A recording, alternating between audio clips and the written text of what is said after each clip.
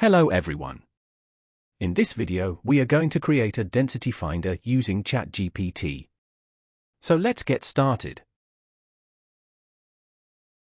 First go to ChatGPT.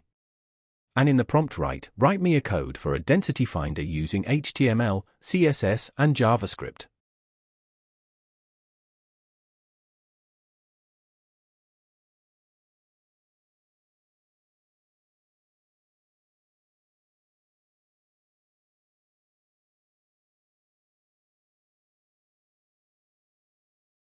Now simply go to CodePen for the editing of the code and copy the code from ChatGPT, and paste it in the HTML section of the CodePen.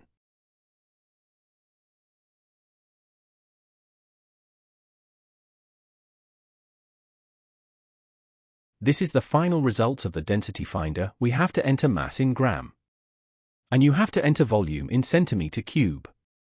As the formula of finding density is mass divided the volume.